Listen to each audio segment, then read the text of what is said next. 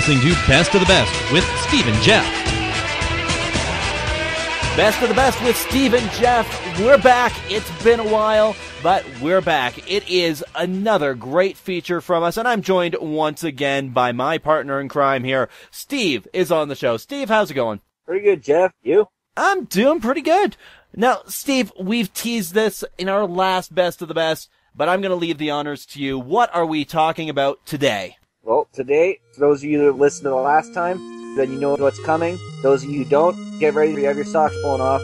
This is the big one. Our magnum opus, The Legend of Zelda.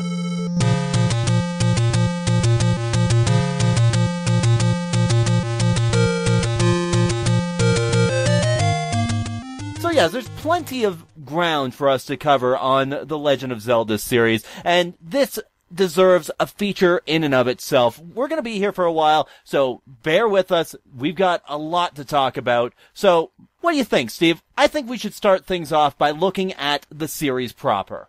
Well, the first Zelda was originally released in Japan, February 21st, 1986. It's made its way to North America in August 1987, and it was a hit. It was a bestseller for Nintendo, selling over 6.5 million copies. It was the first NES title to sell over 1 million copies, and it was the first game with a battery-powered save feature. Yeah, so The Legend of Zelda, this game is an absolute classic. There's so much good to say about this game, and really, it seems like a simple game, but as you know, there were a lot of maps that went into this game. Yep, it was a huge game. Like, by today's standards, it actually would be quite small. Like, you could probably actually play it on a cell phone nowadays, for the amount of stuff it is, but it crammed a lot in there. It featured an overworld map on a 16 by 8 grid, a total of 128 outworld screens.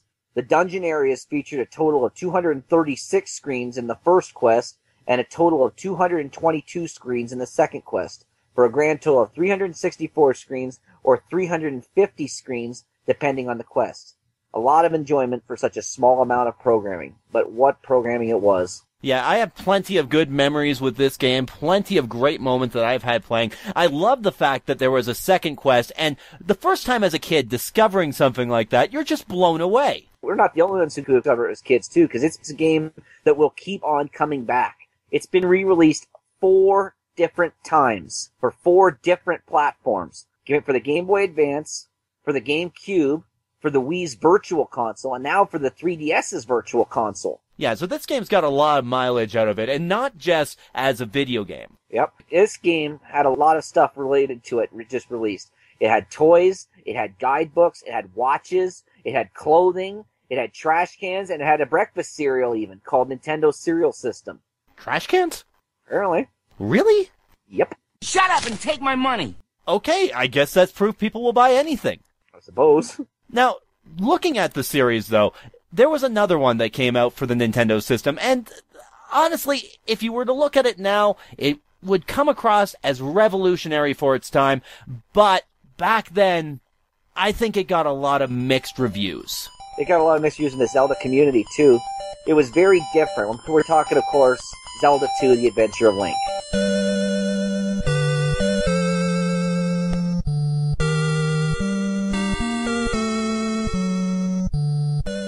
Released in North America in December 1988, also re-released 4 times. It sold over 4 million copies worldwide. And it introduced a lot of elements to this Legend of Zelda series. Non-playable characters saw a much bigger role. Magic meters were introduced. Spells became very important at this point. And the Triforce of Courage was introduced. Finally, the Triforce was actually a Triforce, and not a Dual Force. Yeah, so it introduced that third piece to the puzzle, which, as we all know, is a big part of Zelda lore, and a lot of big names that were introduced that would become important later in the series. Yeah, names that would become a paramount role in A Quarter of Time were actually introduced here as just locations. There was Rauru, Rudo, Soraya, Naburu, Darunia, etc., etc. They all, they started out here as just different towns that Link would visit on his travels, but later on, they became a portent of what was to come. Or, if you've actually followed the continuity, it would probably be named after the people that would show up in the Ocarina of Time. And let's not get started on continuity yet, because let's face it, I think it's a little bit too early on for people to start getting headaches from that. We'll get to that later. From that, then, we'll go with the next big release. I could go on and on about this game because, let's face it, this would be my absolute favorite Zelda. I played it more than enough times. This one is the first game that came out for the Super Nintendo, and it's a big title in itself.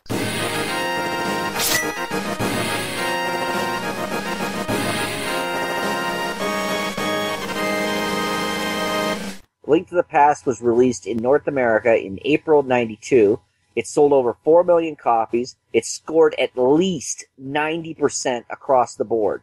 From Nintendo Power to IGN, all reviewers agreed on one thing. This game was a masterpiece. Yeah, and I think the thing to look at with that as well is just looking at the Nintendo Power, the amount of time that this game spent as number one on their top NES titles was just absolutely ridiculous. I think it spent easily about 2 or 3 years there. It introduced the hook shot, the heart pieces, empty bottles, and other stuff that came into play later on in the series. Yeah, and the funny thing to look at with that is where you see empty bottles being treated as treasure. I mean, I know they serve a purpose in the Zelda universe, but if you think about it on a regular sense, empty bottles, come on, you can pick them up anywhere. It appears to be garbage. It's totally garbage. Hey, wait! Stop! I have garbage! It was also re-released as well. It got re-released twice, once for the Game Boy Advance and then for the Wii's Virtual Console. It fleshed the history of the Master Sword out and the Hylian people. It also started out with the formula. A small little quest to gather a couple of things, get the sword, Okay. and then get some more things. Can you repeat the part of the stuff where you said all about the things?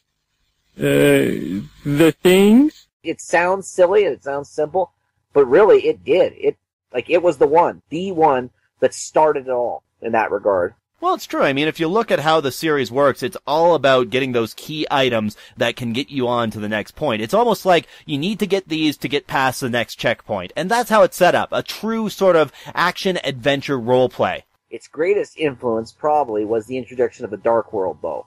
A parallel world which you have to explore in order to make progress in the real world. And the Dark World, as a kid, I'll be honest here, the Dark World freaked me out. The first time I came across one of those portals that put me in there and got turned into that little rabbit thing, like, here I was, just this little kid. It was scary to see. Well, you got a little ugly-looking dinosaur guy kicking around a ball, which talks, and you turn into a pink, fluffy bunny. He's so fluffy, I'm gonna die! Link's as pure as a little girl. Apparently.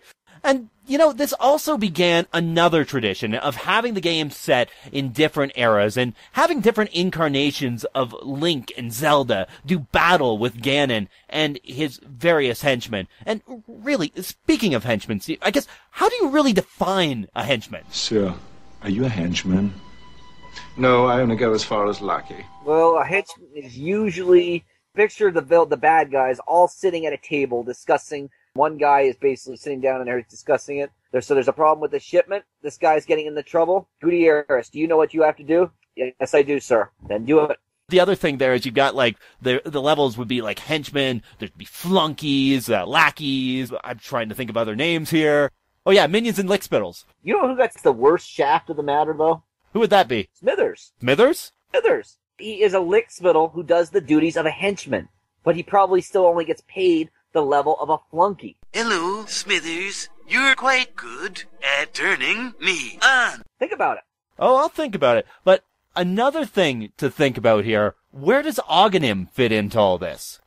Definitely a henchman. Or possibly somebody who was promised something by Ganon and then screwed over, but still at the same level as a henchman. You see, this is where I'm sort of torn here, because I always thought that Ocarina and Ganon were the same person. Nope.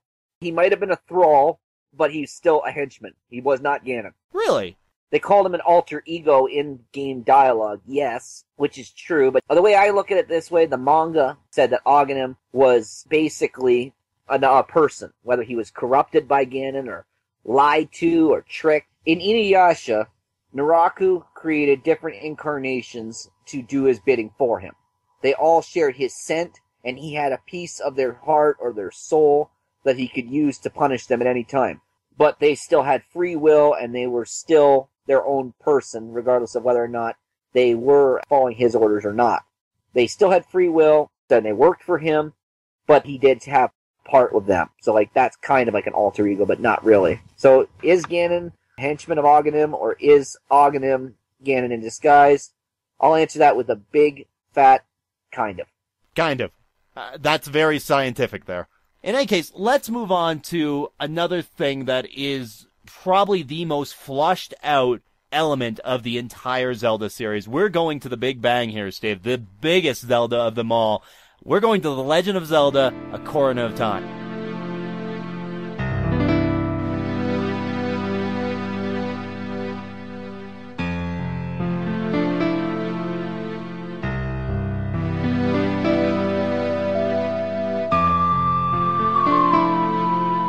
I remember this game was, words can't even begin to describe this game.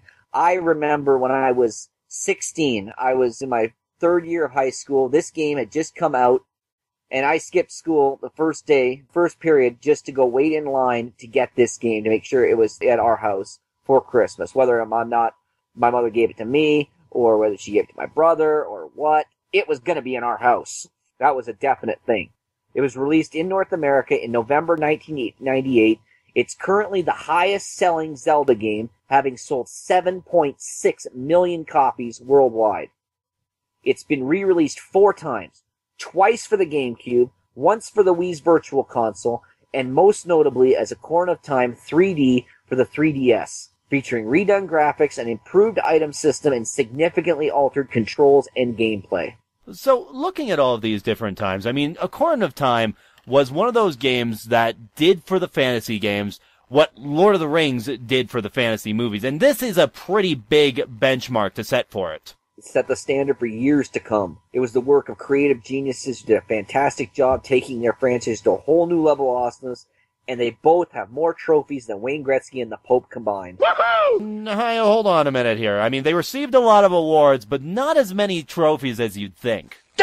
Oh, well, whatever. And on its initial release, Ocarina of Time received perfect review scores from the majority of gaming publications that reviewed it. This game is considered by critics and gamers alike to be one of, if not the greatest video game ever made. Oh, no question. I mean, the amount of times you've seen it on different lists, like, it's been on IGN's top 100 list, Nintendo Power always had it on their list, and of course, you also saw it in the Spike TV top 100 games of all time list. It ranked way up there, and of course it's going to be up there. This game had everything. In addition to that, it also holds the Guinness World Record for the highest rated game ever reviewed. That's pretty exciting when you think about it. It also took TV commercials to a whole new level as well. Like, it took it from a video game commercial like, buy this game, to, oh my god, this is such an amazing game, buy this game. It took it from this. See the latest Nintendo newsletter? Whoa, nice graphics. I'd like to get my hands on that game. You mean you haven't played it yet? We can play it on my Nintendo Entertainment System. It's the Legend of Zelda, and it's really rad. Those creatures from Ganon are pretty bad. Octoroks, Tektites, Levers, too. But with your help, our hero pulls through. Yeah, go Link, yeah, get some. Awesome. Intense. The Nintendo Entertainment System. Your parents help you hook it up. The Legend of Zelda sold separate. To this.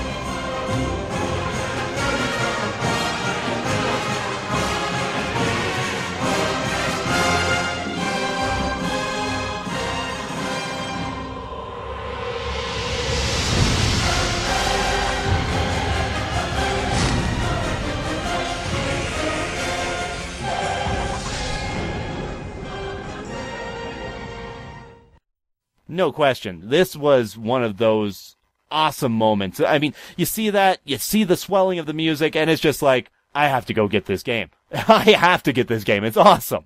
The part where the horse is riding through the night in the storm with Impa having Zelda on her shoulders, and then you just look in her eyes, and then you turn and you face Ganon as the thunder clashes. Amazing. And a tough act to follow. And 18 months later, they did just that. That's right. The game that we're going to next is Legend of Zelda Majora's Mask, and we'll be doing that in our next part of Best of the Best. You're in for a long one here. This is our look at The Legend of Zelda. 72 hours. One hope. Rated E for everyone. A little bit of the old. A little bit of the new. I am assuming direct control. And everything in between. You're listening to Game On GameNTrain.com.